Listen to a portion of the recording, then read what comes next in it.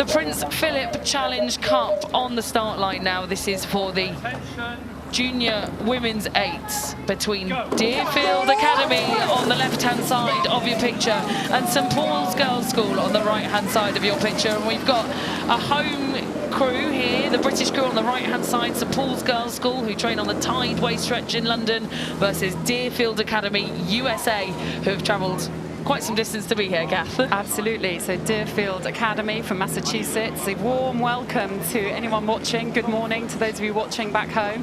Cheering your crew on, who have had a really strong start here and already leading the crew from St Paul's Girls' School.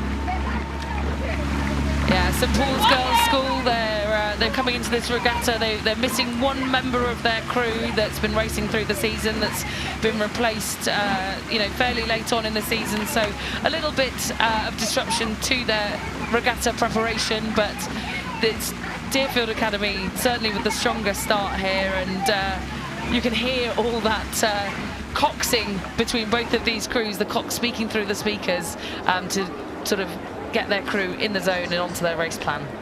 Absolutely, and it's working well, isn't it, for Deerfield? Things are going very smoothly there. So Deerfield Academy is one of the oldest secondary schools in America, founded in 1797. It's an independent co-educational boarding preparatory school, and very proud of their rowing program. And I think it's a testament to this crew that they thought it was worth coming all this way, because they know that this crew has got a good turn of pace. 1797, that is older than the majority of the clubs here, isn't it? That is some prestigious and old program that they've got running over there in Massachusetts for Deerfield. So we're joining the live pictures now. We're still sat with the Deerfield Academy. I'm sure Emi Takagami in the Cox's seat, just keeping them composed here in these quiet stages of the race course.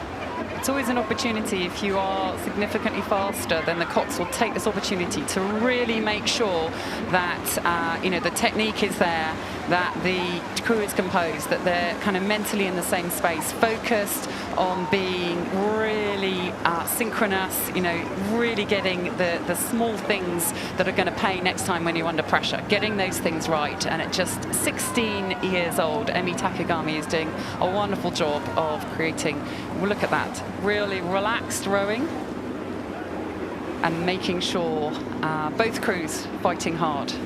Yeah, shots there of St Paul's Girls' School, who are trying to keep that gap as small as possible, and it's difficult being the crew on the back foot at this point in the race. Still much of the course left to row, but great work there by Sita Phillip in the coxswain seat, the 17-year-old who set the course record back at Henley Women's Regatta in 2022 as part of the Junior 16 Coxed 4, so knows how to spur a crew on to a good performance, Kath, and looks like they're going to have to do a little bit of dodging of the geese here.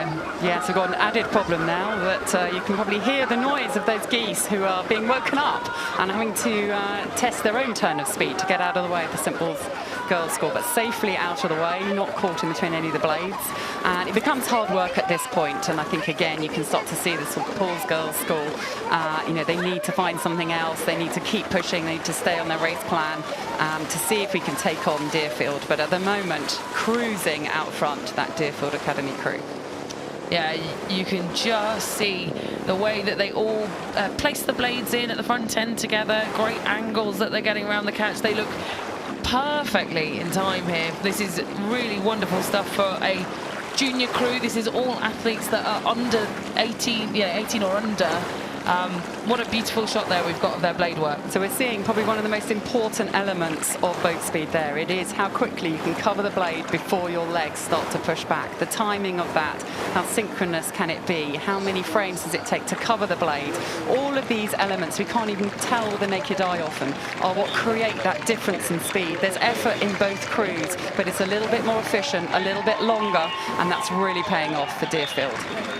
Well, the crew that came 7th at the Nationals in the US are going to be, looks like, winners of this round of the Prince Philip Challenge Trophy. There is so much international interest from the US, from Australia, and also, of course, from Great Britain across this Prince Philip Challenge Trophy. But they will ensure that an American crew will be part of that draw in the later days. St Paul's Girls' School, well, a few of those athletes in there looking to head to the US next year for university. Sophia Taylor in this crew, Tyler in the 7th seat, off to Dartmouth College next year. And well, it just goes to show you what a hugely promising set of athletes we've got racing in this Prince Philip Challenge Trophy, and it will be Deerfield Academy taking the win there over St Paul's.